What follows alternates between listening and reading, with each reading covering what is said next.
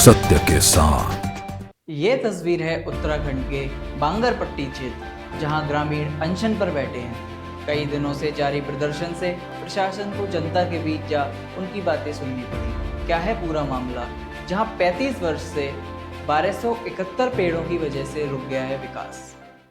नमस्कार, आप देख रहे हैं टीवी न्यूज़ वायरस। उत्तराखंड के बांगरपट्टी क्षेत्र में सड़क निर्माण को लेकर ग्रामीणों का 35 साल लंबा संघर्ष आखिरकार एक बार फिर चर्चा में है।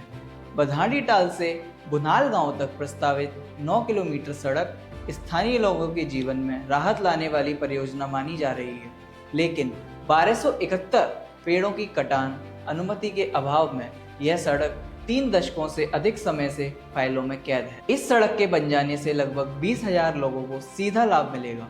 क्षेत्र के लोगों का कहना है कि बारिश के मौसम में यहाँ के बच्चे स्कूल नहीं जा पाते, बीमारों को अस्पताल तक ले जाना कठिन हो जाता है और कई बार एम्बुलेंस भी बीच रास्ते में फंस जाती है। स्थानीय प्रशासन और वन विभाग के बीच अनुमति प्रक्रिया के चलते सड़क निर्माण की फाइल वर्षों से अटकी पड़ी है।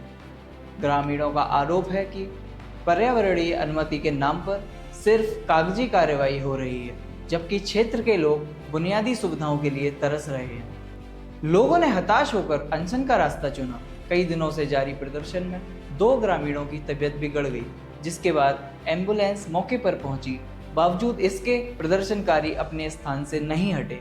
उन्होंने साफ कहा, जब तक सड़क की स्वीकृति और निर्माण का ठोस आश्वासन नहीं मिलेगा, अनशन खत्म नहीं होगा। स्थिति गंभीर होने पर क्षेत्र के जिलाधिकारी प्रतीक जैन और डीएफओ वैभव सिंह को मौके पर पहुंचना पड़ा। अधिकारियों ने ग्रामीणों से संवाद किया और सड़क निर्माण को लेकर सकारात्मक कार्रवाई का आश्वासन दिया, जिसके बाद ही आंदोलन समाप्त हुआ। सड़क किस तरह से बननी है, क्या एग्जैक्टली वो चीज है जो बाधा बन रही है, ये भी आपको बहुत अच्छे से पता है। जो बाधा है वो मैं आपको बड़े स्पष्ट तरीके से बताना चाहूंगा। 3.5 हेक्टेयर हमारे को जमीन चाहिए थी।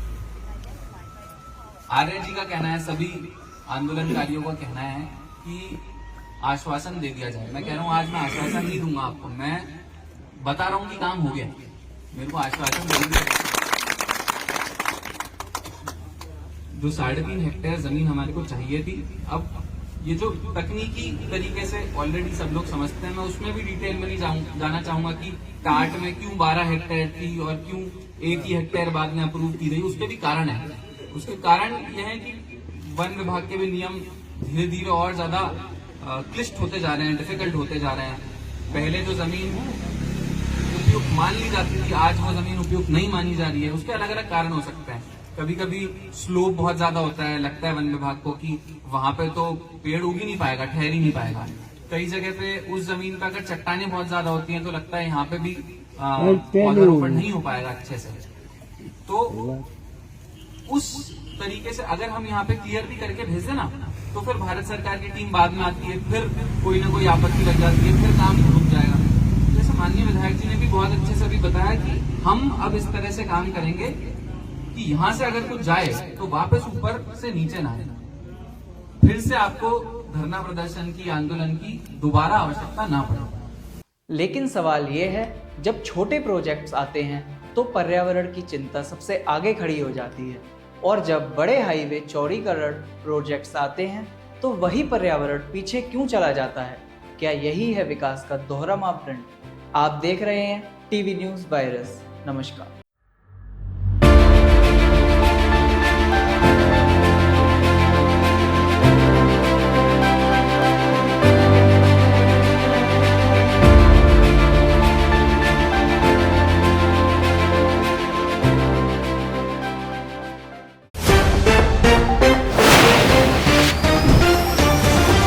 सत्य के साथ।